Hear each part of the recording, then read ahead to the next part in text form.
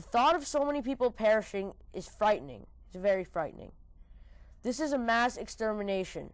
The Janjaweed militias, supported by the Sudanese government, are ruthless and will stop at nothing to destroy the rebels, sometimes falsely accused as traitors just for being citizens of African nomadic tribes.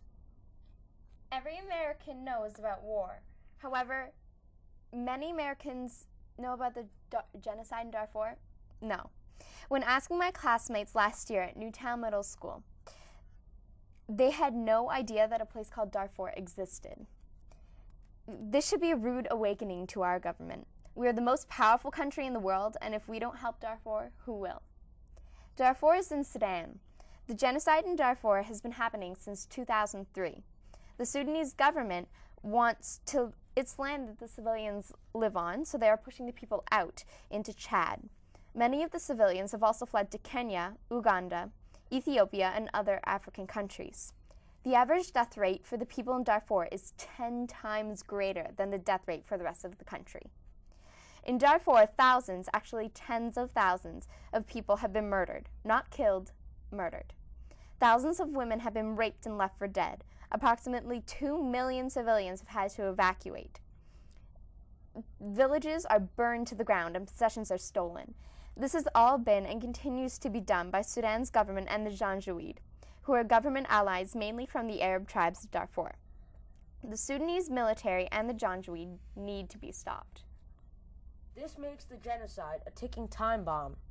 And if we don't stop it now, soon it will be too little, too late, at the expense of too many lives. Showing empathy for these people is not enough. Actions are much stronger than words, and only they will contribute to the saving of Darfur. Town after town disappears as civilians migrate to safer parts of Darfur, such as the Democratic Republic of the Congo. So why should we care? I mean, this is overseas. How does the situation in Darfur affect us? When Hitler came to power, his plan was to take over the world. No one took him seriously, and he almost destroyed the whole Jewish population in Germany and other countries too. The Janjaweed may eventually want an ethnic cleansing, just like Hitler, destroying all the people of the non-Arab descent, for starters. The United States didn't take Hitler seriously at first, and then he started genocide. Americans can't afford to do that again with the situation in Darfur. Inhumanity is the greatest sin a man can commit in this day and age. It is time for all countries of justice to unite and bring this genocide to a fitting end. We, the people of the world, must disarm the militias, mercenaries, and the corrupt government. We must provide food to the unfortunate victims and once again bring them back to their homes in peace. We must punish those who started this hideous disaster. And most importantly of all, we must show that in the midst of wars, crimes, scandals, and deceit, there is a kind heart in all of us, no matter what our intentions or actions, and that we are ready to do anything to ensure that as long as we live, genocide will never win. Never. This is really fabulous. These are excerpts from your editorials, and these are your students. Yes, they are. I'm sure you're very proud of them. Yes, they did a great job. Now, tell us about your curriculum and how you imbued them and made them sensitized to the situation. Well, basically what I did is expose them to the Holocaust and to other issues of intolerance and prejudice, and then brought to their attention what was currently happening in Darfur to give them an opportunity to see that they could make a difference. The Holocaust and other genocides, because I also showed them, as you mentioned earlier, Hotel Rwanda, was before their time. So they needed something that they could see was actually currently happening to make them understand that this was something that they could affect and that would have an effect on them. And I think that they did, because they also had the opportunity to do a presentation to their classmates. And as they had mentioned earlier, they also did a survey to see what their classmates knew. And they were appalled at how little their classmates knew about genocide, about the Holocaust, and about Darfur.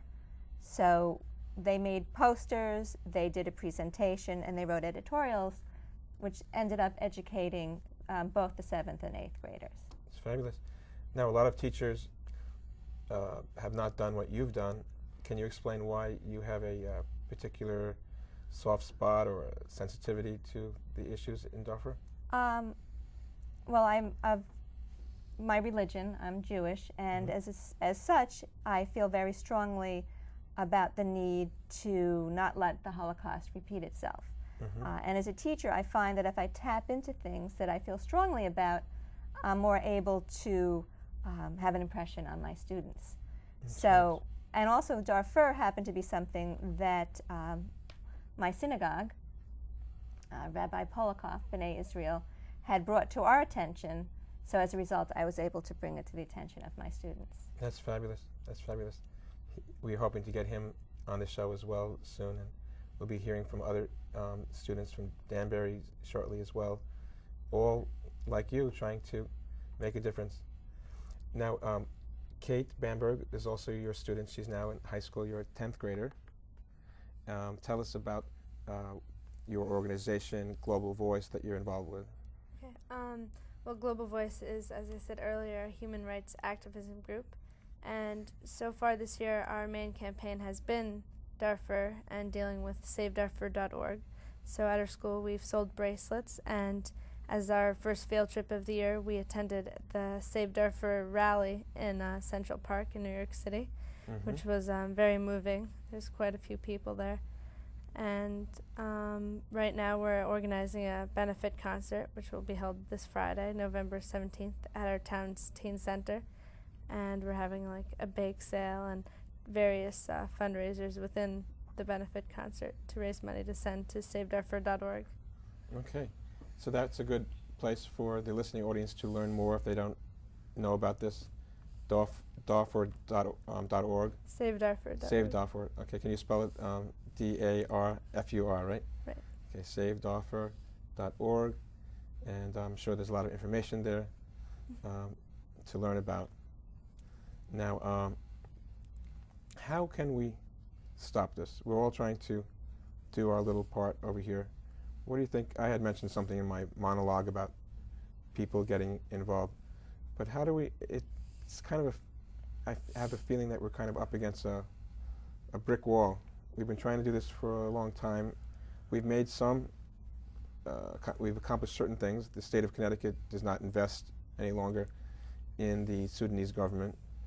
I don't know if there's other states that have also made that move. But we have to think outside of the box. How are we going to, let's have a little think tank here. How are we going to actually get this done? Because we're not just doing this to be on TV. We're doing this to try to make a change. Well, Bianca stated in her excerpt that simply just letting people know about the genocide going on in Darfur is enough to fulfill your part, because if people know about a certain event happening, the more people they know, the more impact they can have. And if more and more people believe strongly about that Darfur, something is going wrong there, and they have much greater impact, and they can possibly get U.S. troops to move into Darfur. Okay. So you agree that there's a need for military intervention? Yes. Okay. Also, like, a lot of celebrities lately have been going there, and they've been causing a lot of people to really learn about what is happening in Darfur. Because, like I said earlier, we did a poll of our 8th grade students last year, and we asked them questions like, what is genocide? What do you know about Darfur? The occasional person did know, like, what Darfur was or something, but generally it was, I don't know. I don't know. And so really just educating people, like Amar said, is a lot. But if you can't do a lot, and then just donate SaveDarfur.org or anything like that. And like, for instance, right now, a lot of our troops are in Iraq. And even if we pulled a couple out and put them into Darfur, like, I remember you've mentioned how they really only use machetes or something, and we have such great technology, we could really save them. and it's a shame that we haven't even tried yet. Mm-hmm.